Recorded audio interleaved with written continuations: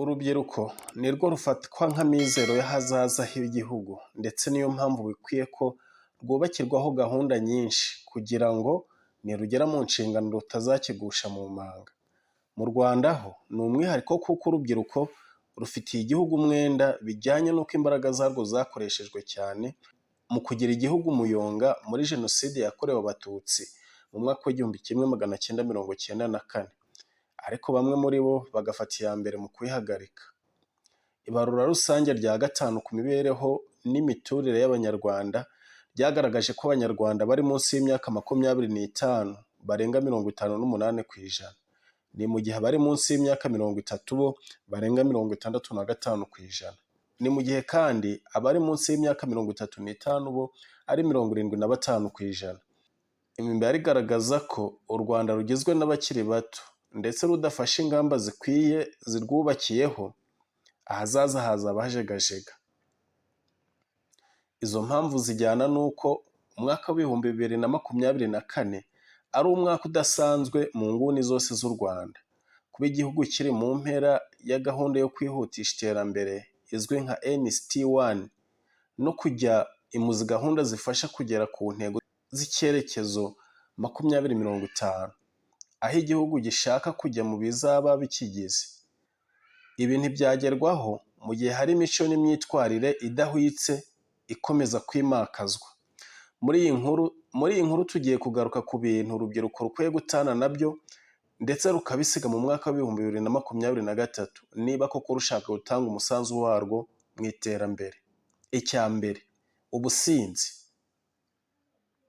Imwe mu myifatire igomba gusigara muri 2023 ni iy'ubutsinzi n'ikoreshwa ry'ibiyobyabwenge, kuko nta muntu watera imbere mu gihe ubwenge bwe butari ku murongo, ndetse bishobora no kugutesha ikuzo mu bandi. Uretse icyo, inzoga zishobora gushora umuntu mu byaha ashobora no gufungirwa burundu. Imibare y'urwego rw'ubugenzacyaha RIB yasesenguwe mu myaka ine igaragaza ko ibiyobyabwenge n'ibisindisha byiganje mu bantu bari hagati y'imyaka 18 na 30 baboneka cyane mu rubyiruko rwiga. Iyi niyo mpamvu mu mwaka ushize hatangijwe ubukangurambaga bugamije kurandura iki kibazo mu kwimakaza ubuzima buzira ibisindisha. Abaha inzoga bari munsi y'imyaka 18 bagahanwa kugira ngo urubyiruko rw'u Rwanda rukomeze kubaho ubuzima bufite intego. Icya kabiri, gutega amaboko. Ni byiza guterwa inkunga haba mu buryo bwa mikoro, ibitekerezo n'ibindi. Icyakora biba bibi iyo umuntu ahora abona ko we ntacyo yakwishoboza, agahora atekereza ko iterambere rye azarikesha abandi, we arigizemo uruhare ruri hafi ya ntarwo. Izo ntekerezo rero urubyiruko rushaka gutera imbere rugomba kuzita muri 2023. Kugeza uyu munsi muri gahunda zitandukanye zashyizweho, abafite intege nke ntibibagiranye, ariko bigenda muri wa muco wa nsiga ninogereze. Bivuze ko umuntu agomba gufashwa ariko nawe yagize uruhare atanga mu kwikura mu bukene. Urubyiruko narwo ntirwasigaye kuko nk'ubu ikigega gishinzwe guteza imbere imishinga mito n'iciriritse BDF giherutse no gutangaza ko gifite arenga miliyoni 30 z'amanyarwanda agamije gufasha imishinga itandukanye. Amahirwe ku rubyiruko rufite intekerezo zagutse kurusha guhora umuntu ateze amaboko kukimuhana. Icya gatatu, gukoresha amafaranga akubye ayo winjiza. Bijyanye n'uko abantu binjiza ingano y'amafaranga atandukanye, ni nayo mpamvu bakoresha amafaranga mu buryo butandukanye, ariko icy'ingenzi ni uburyo bayakoresha.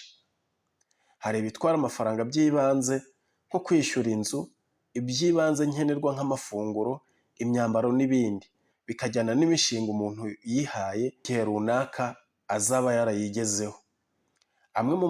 Amwe mu mabwiriza ashobora kugufasha gukoresha neza amafaranga winjiza cyangwa umushahara wawe ku bawufite, harimo itegeko rusange ryakunze kwifashishwa n'abahanga mu by'ubukungu rizwi nka The 50-30-20 Rule.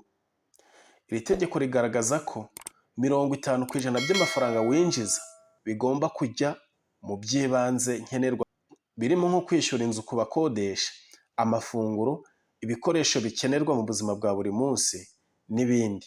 Rigaragaza kandi ko 30% by'ayo winjiza ubusanzwe yagakwiriye kuba ayo kwishimisha no gusohoka ku babikunda. Nimvuga kwishimisha ntihagire ubyumva nabi, kuko buriya gukora ntugire umwanya wo kuganira n'abandi hanze y'akazi nabyo ni ibibi ku buzima. Aba bahanga bagaragaza ko 20% bisigaye biba ari ibyo kwizigama cyangwa kwishyura imyenda urimo. Bitavuze ko iyo mibare ushobora kuyigena mu bundi buryo, ariko iby'ingenzi bikaza imbere. Icya kane, kugendera mu kigare. Kimwe mu bikomeje kuzahaza ubuzima bw'abantu benshi ndetse n'ubw'urubyiruko by'umwihariko burimo kugendera mu kigare. Usanga umuntu ashaka kubaho ku rugero adafitiye ubushobozi, agafata imyanzuro atatekerejeho cyangwa akajya mu buzima bumushora mu manga. Ni ikibazo rimwe na rimwe giterwa no gukunda ibintu, ugasanga uguze ibitari ngombwa cyane, cyangwa kugira ngo wemeze bagenzi bawe bagufate nk'umuntu ukomeye, nyamara ejo ugasanga uri muri bya bindi ngo iyo umenya. Kumva ushaka ikuzo rirenze urugero, ushaka kwiharira imyanya yo hejuru mu buyobozi ngo abantu bamenye ko ufite igitinyiro, bikagusaba ikiguzi kiri hejuru. Nk'urubyiruko rufite intego rero, iyo myumvire yagakwiye gusigara muri 2023. Abantu bakagendera ku ndangagaciro zabo, mu gihe wumva hari ikikubangamiye ukakibwira abagushyiraho igitutu ko ibyo bashaka kujyamo bitakubaka. Inshuti nziza izakumva. Icya gatanu, gutinya gutsindwa. Buri munsi abantu barabyuka bakajya gushabika. Buri munsi abantu barabyuka bakajya gushabika bizeye ko baronka, kuko nta wifuza gusubira imuhira amara masa. Icyakora ku rundi ruhande, abantu ntibagakwiriye gutinya gutsindwa, kuko abahanga bavuga ko n'iyo bimubayeho hari amasomo aba yungutse.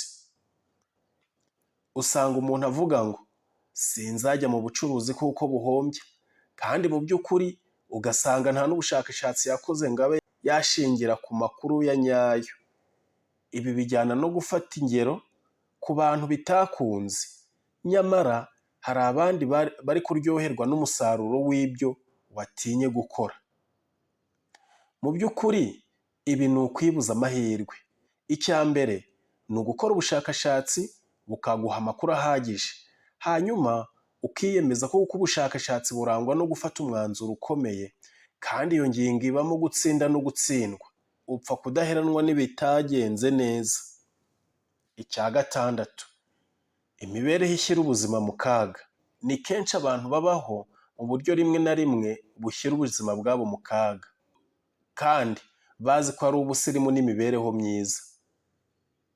Hari nk'umuntu uba wagize intego guhora imbere ya televiziyo, kuba imbata y'ibiribwa runaka kandi byangiza umubiri. Wamureba ugasanga abaho nk'uwihebye. Abahanga mu by'ubuzima bagaragaza ko iyo myifatire ishobora gushyira uyikora mu bibazo. Abahanga mu by'ubuzima bagaragaza ko iyo myifatire ishobora gushyira ubuzima bw'uyikora mu kaga, birimo n'iby'ubuzima bwo mu mutwe. Bagasaba aho kwimenyereza ibyo, abantu bafata umwanya wo gusoma, gukora siporo, kumara umwanya ahantu hatuje, bagatekereza ku buzima bwabo. Niba ari ukureba televiziyo, bigakorwa mu buryo budakabije, kandi uyireba afite intego y'ingenzi ashaka mu iterambere rye. Icya karindwi, kwiyizera bikabije. Ni byiza ko wiyizera pe, ndetse ugahagarara ku bitekerezo byawe. Icyakora ku rundi ruhande bigira ingaruka mbi iyo udashaka kumva abandi, kuko abantu ari bo soko yo kunguka ubumenyi n'ubushobozi. Izi ntekerezo kandi zituma umuntu ashobora guhura n'ibibazo by'agahinda gakabije gaterwa no guta umutwe, kuko nta muntu n'umwe uba ushishikariye gufasha nyirazo, kuko aba azi ko wiyemeje kudahinduka no kutemera inama ugirwa ku byo wakoze, bigatuma rero umuntu aba mu buzima bushaririye butagira ingufu ndetse rya terambere yitezweho rikabura burundu. Mwakoze kubana natwe, twizere ko biriya bintu tuvuze muzabisiga mu mwaka w'2023. Nirugera mu nshingano rutazakigusha mu manga. Mu Rwanda ho ni umwihariko kuko urubyiruko